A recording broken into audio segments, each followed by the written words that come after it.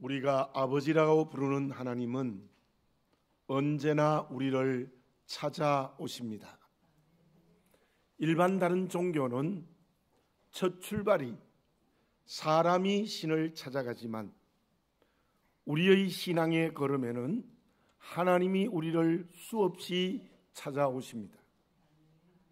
범죄한 아담이나 가인을 찾아오십니다. 그처럼 죄악의 길을 걸어가는 저와 여러분들을 찾아오셔서 그 죄의 문제를 해결하기를 원하십니다. 그렇게 찾아오실 때 진정으로 회개하고 하나님의 자녀의 자리를 회복하는 우리가 되어져야 될 것입니다. 창세기 35장에서는 절망의 밤을 루스 땅에서 보내고 있는 야곱을 찾아오십니다. 그러면서 새로운 희망을 약속하십니다. 절망 속에 찾아오시는 주님을 성령으로 만나시기 바랍니다. 그러므로 말미암아 새로운 희망의 약속의 문을 여는 그리스도인이 되어져야 할 것입니다. 출애굽기 3장에서는 미디안의 목자로 일상적인 양을 치는 모세를 찾아오십니다. 자기 백성인 이스라엘 백성들을 출애굽하게 하는 엄청나게 큰 사명을 주십니다. 우리의 삶의 일상에도 양을 치는 일상과 같은 삶에도 우리 주님 찾아오셔서 사명 허락하십니다. 그 사명을 감당한 그리스도인이 되어져야 될 줄로 믿습니다. 오늘 본문의 말씀에서는 하나님께서 아브라함을 찾아오십니다. 어떻게 말씀하고 계십니까? 지난 월요일 아침이었습니다. 빨리 일어나서 잠을 자고 있는 이불을 다 정리하고 노는 날이니까 오전에는 운동을 하고 오후에는 제가 서초노인요양원에 가서 예배를 드리는데 예배를 드려야 되겠다 생각하고 급하게 일어났습니다. 그래서 아주 무거운 이불을 아직도 제가 깔고 덮고 자는데 그걸 정리하고 드는 순간 어깨가 삐끗했습니다. 그 자리에 꼼짝하지 못하고 주저앉았습니다. 지금도 치료받고 있습니다. 그런데 저는 건강검진을 하면 제일 좋은 게 뼈가 튼튼하다는 거예요. 허리가 아픈 적이 한 번도 없었습니다. 20대 청년의 평균을 100이라고 하면 저는 106에 해당할 정도로 뼈가 튼튼하대요. 그런데 허리에 문제가 생긴 겁니다. 물론 뼈는 아니었지만 심하게 한 주간 동안 고생을 했는데요. 제 마음이 얼마나 자만했다는 걸 깨달았습니다. 내가 아무리 나이가 많아도 허리는 괜찮다. 그런 자랑을 했는데 이번에 경험을 하면서 다시 한번 강하게 느껴진 것이 역시 나는 사람이로구나. 한계가 있다는 것을 인정하지 않을 수 없었습니다. 사람에게 참으로 중요한 것이 있습니다. 그것은 한계를 인정할 줄 아는 것입니다. 특히 믿음을 가지고 살아가는 우리는 어떻게 해야 합니까? 오늘 본문의 말씀 1절에 보면 아브라함이 99세 때에 여호와께서 아브라함에게 나타나서 그에게 이르시되 나는 전능한 하나님이라. 하나님께서 아브라함을 99세 때 찾아오셔서 나는 전능한 하나님이라 이렇게 말씀하세요. 무슨 뜻입니까? 너희의 힘으로는 아들을 낳을 수가 없어. 너가 아들을 낳는 것에는 한계가 있는 거야. 그러나 나는 전능한 하나님이야. 무슨 말입니까? 나는 전능하지만 너는 전능하지 않다는 겁니다. 너는 한계가 있다는 것입니다. 그리스도인에게 가장 큰 적은 하나님 앞에서 한계를 인정하지 않는 교만입니다. 하나님의 힘이 없어도 내가 다 할 수 있다는 것입니다. 사단이 우리를 미혹하게 하는 것도 바로 그것입니다. 선악과를 먹으면 눈이 밝아져서 하나님과 같이 된다. 그렇게 하와를 미혹하던 그 사단은 오늘 또 우리를 미혹하고 있는 것입니다.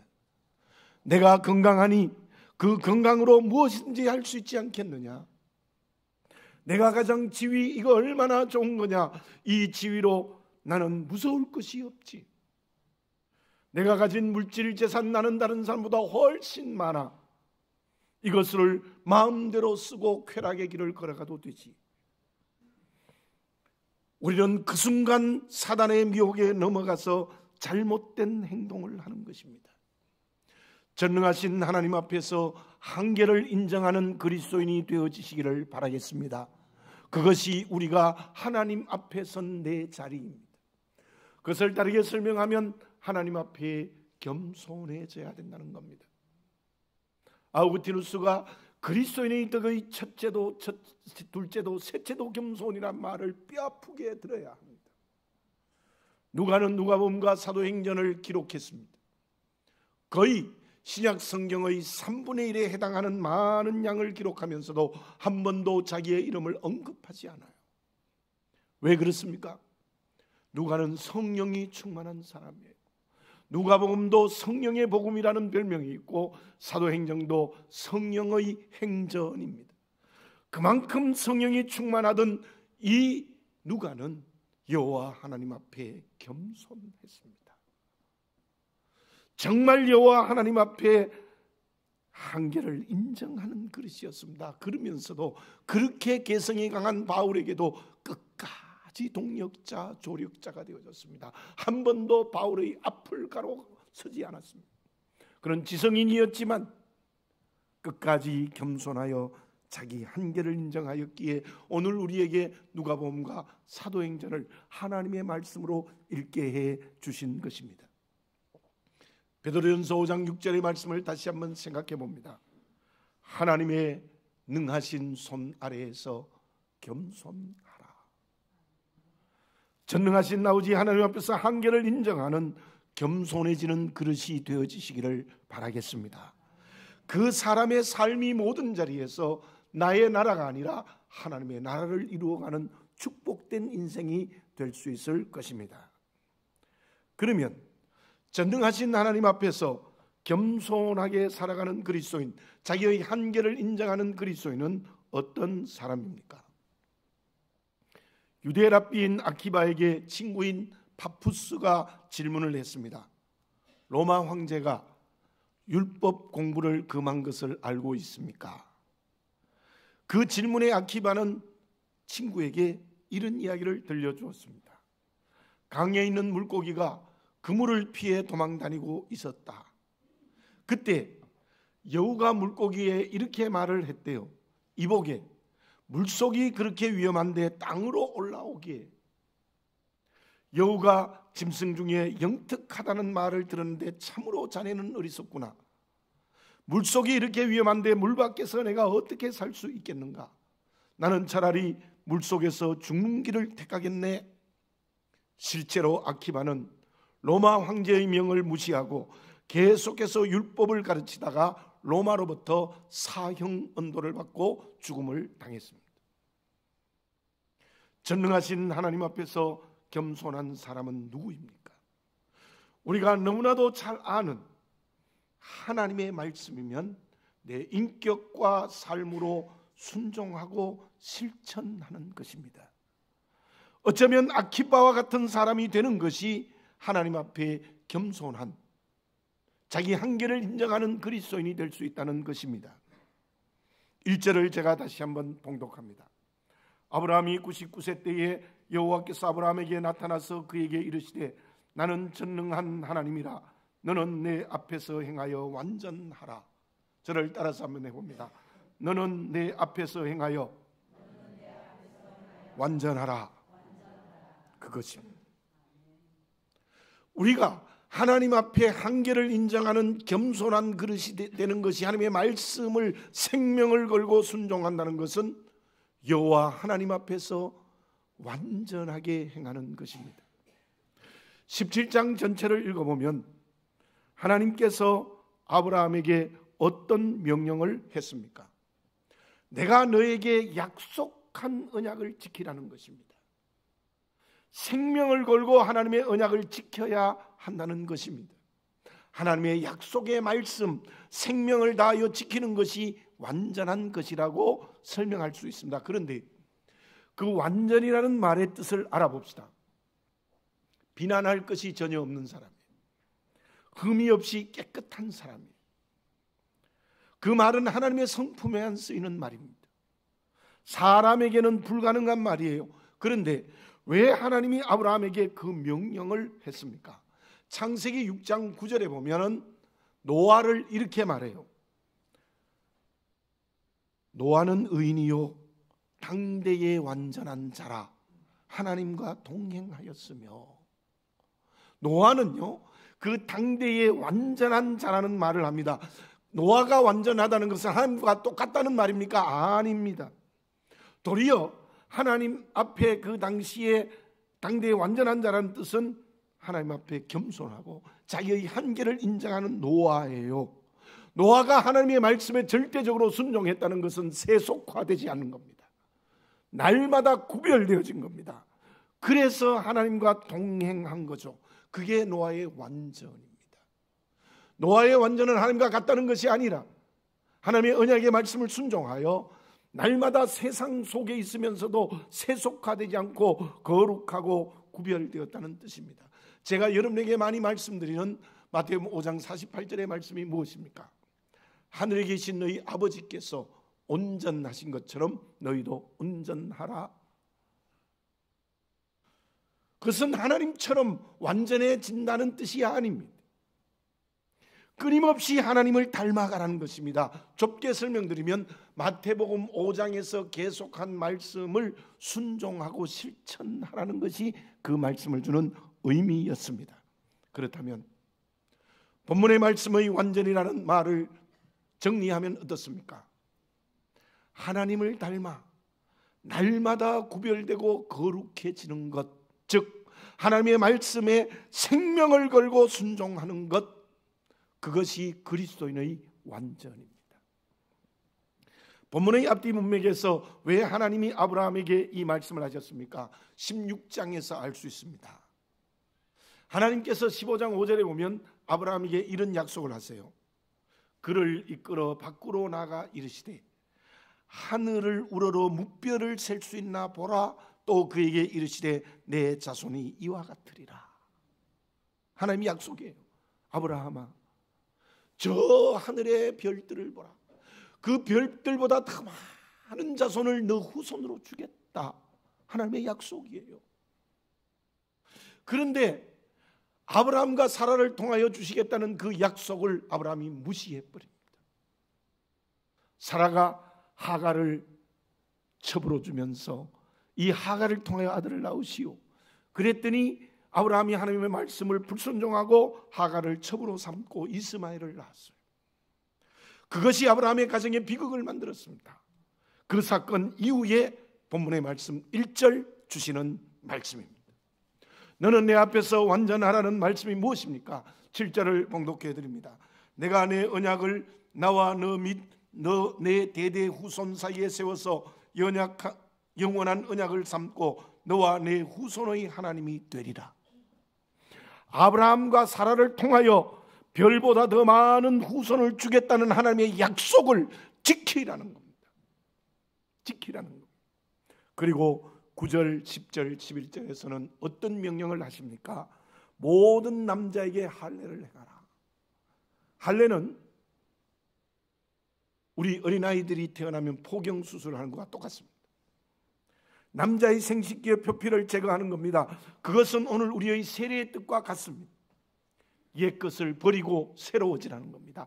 그리고 할례, 남자 생식기의 표피를 자른다는 말은 너 후손은 내가 책임진다는 거예요. 내가 너 후손을 별처럼 많게 해주겠다는 약속이라는 뜻이에요. 전능하신 하나님 앞에서 완전하다는 것은 무엇입니까? 그것은 하나님의 약속의 말씀을 믿고 지키는 것인데 특별히 그것은 거룩해지는 겁니다. 인위적인 방법을 따라가지 않는 겁니다. 세속화되지 않는 겁니다. 구별되는 것입니다. 건국대학교 물리학 교수였던 주영음 교수님이 계십니다. 제가 박사학위를 할 때에 이분에게 한 강좌의 창조론에 대한 강의를 들었습니다. 그분이 중학교 때의 경험을 이렇게 소개해 주었습니다. 과학시험을 보는 중에 진화가 맞느냐 창조가 맞느냐를 동그라미를 치는 시험이 있었대요. 이주엄 교수는 창조의 동그라미를 쳤습니다. 틀릴 줄 알면서도 용기 있는 선택을 한 것입니다. 그 아버지 어머니가 어떤 분인지 몰라도 어릴 때부터 중학교 때부터 헬라어를 공부했대요. 그는 믿음으로 했고 창세기 1장의 말씀대로 했다는 것입니다. 과감하게 그 문제 틀렸습니다.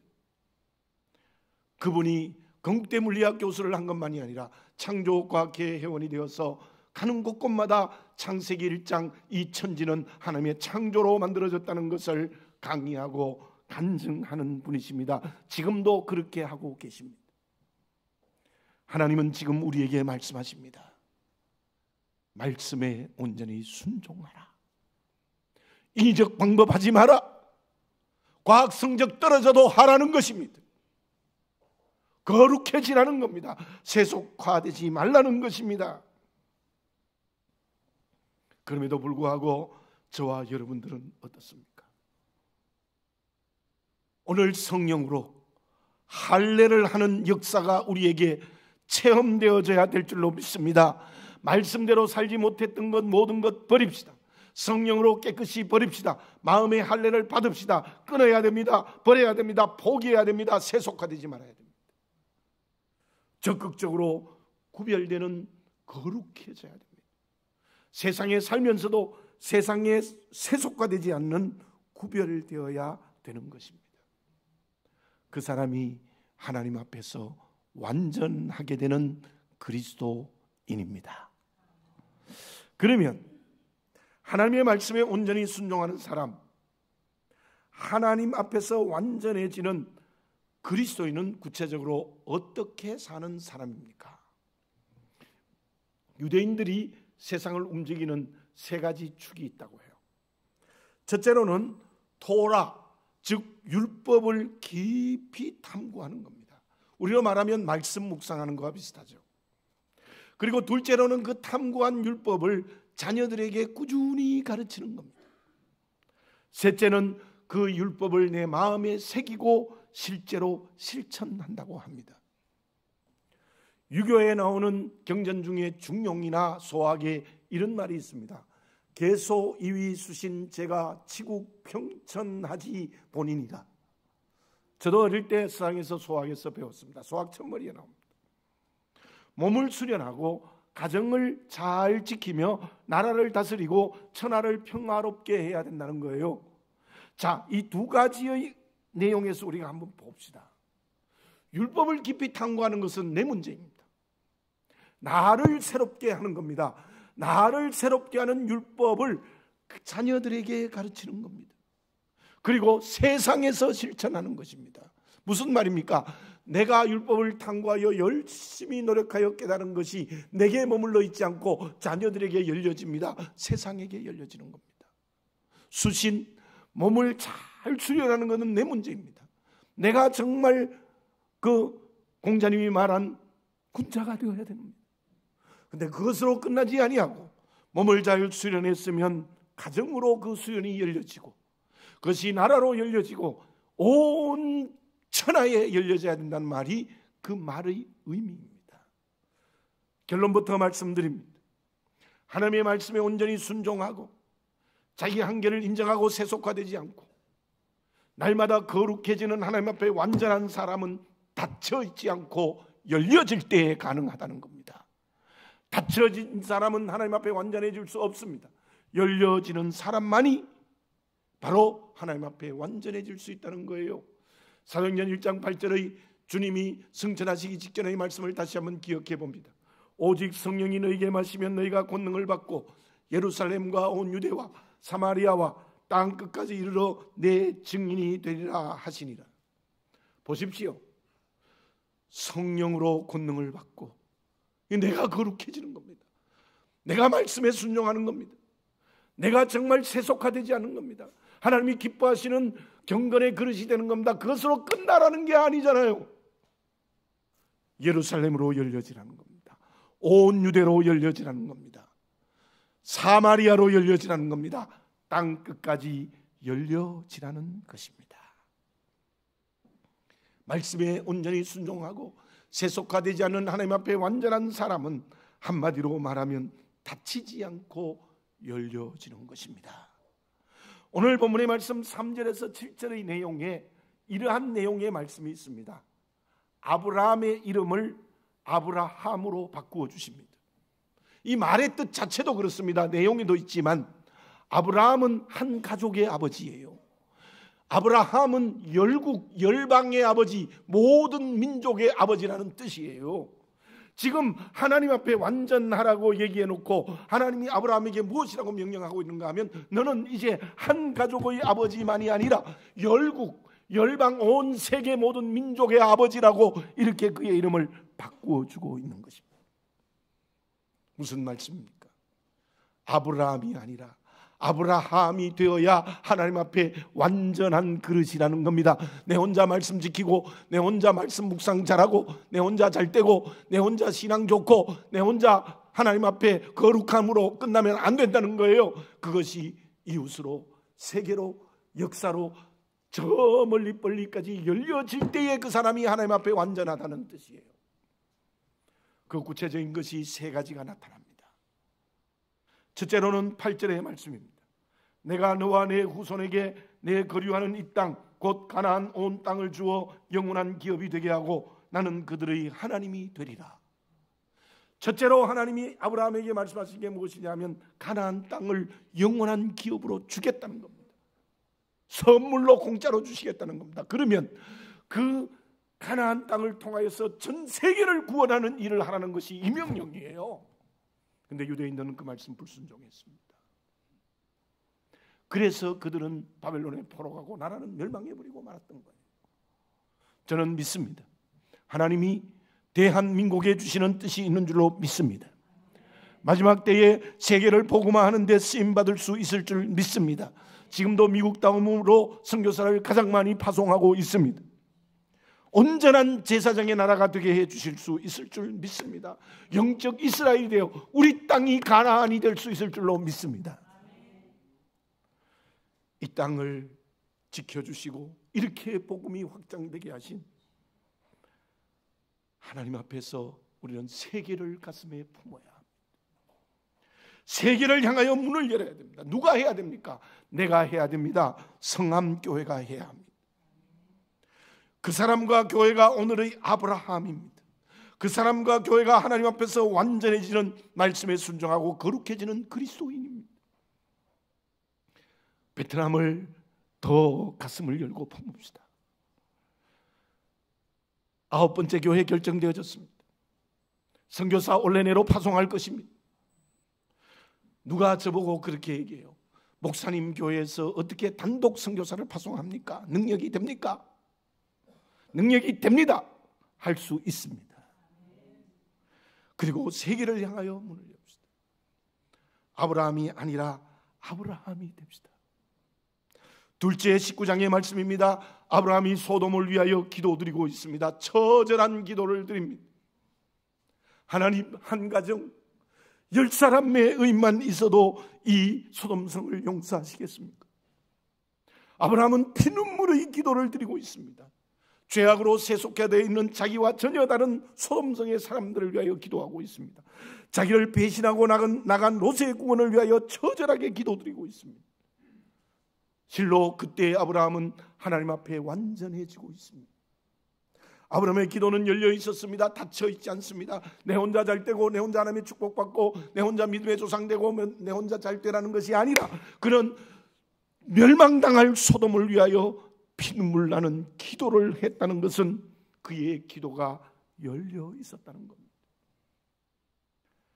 저와 여러분, 우리의 기도가 나만 위하여 내 가족만 위하여 기도하지 말고 기도의 지경이 넓혀지시기를 바라겠습니다. 북한을 위하여 기도하시기 바랍니다. 베트남과 말레이시아와 스리랑카와 중국을 위하여 기도드리시기 바라겠습니다. 믿지 않는 이웃을 위하여 기도하시기 바랍니다. 나에게 롯이 있어도 기도하시기 바랍니다. 그 사람이 오늘의 아브라함입니다. 말씀대로 사는 하나님 앞에, 아버지 앞에서 완전해지는 그리스도인입니다. 셋째로 21장의 블레셋 왕 아비멜렉과의 화평의 조약을 맺습니다. 모든 불화를 해결하고 평화의 관계를 맺었습니다. 그래서 아브라함이 에셀나무를 심고 여호와의 이름을 부르고 블레셋에서 여러 날을 지냈다는 말씀이 21장에 있습니다. 우리는 모든 사람들과 화평의 관계를 맺어야 됩니다. 내게 블레셋이라 할지라도 평화의 관계를 맺어야 됩니다. 믿지 않는 이웃들, 사랑하지 못할 사람, 베트남의 삼족들, 심지어 배신한 사람들까지도 화평의 관계를 맺어야 됩니다. 지금 여러분에게 불편한 관계에 있는 사람이 있습니까? 화평의 관계를 맺어 회복하시기 바라겠습니다. 도저히 안 되면 하나님 앞에 엎드려 울며 기도하시기 바라겠습니다. 그 사람이 오늘의 아브라함입니다. 제가 앞에서 세상에 살지 않는 거룩해져야 된다고 말했는데, 정말 세상에 살지 않는 거룩함의 완전함은 세상에 살아야 되는 겁니다. 블레셋에 살아야 되는 것입니다. 블레셋에 살아서 빛과 소금이 되고 향기와 편지가 돼서 이 세상을 하나님의 나라로 변화시켜야 된다는 것입니다. 그것이 바로 오늘 하나님 앞에 완전해지는 아브라함입니다. 저는 개인적으로 너무나 좋아하는 말씀이 있습니다. 창세기 49장 22절에 야곱이 요셉을 축복하는 말씀입니다. 요셉은 샘 곁에 무성한 가지라 그 가지가 담을 넘어갔도다.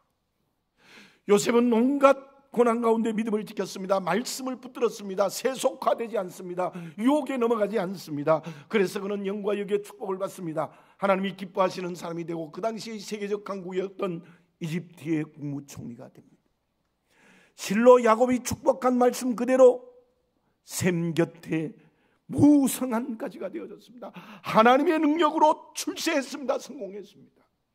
그런데 그것만이 아니라 그 가지가 담을 넘어간 겁니다. 요셉이 국무총리가 됐다는 것만이 축복이 아니라 담을 넘어간 게 진짜 하나님 앞에 완전한 사람이 되는 축복이었습니다. 그는 그 하나님의 은혜의 꿈을 해석하는 놀라운 지혜로 이집트 사람을 다 살립니다. 주변의 사람을 다 살립니다. 이스라엘 민족을 살립니다.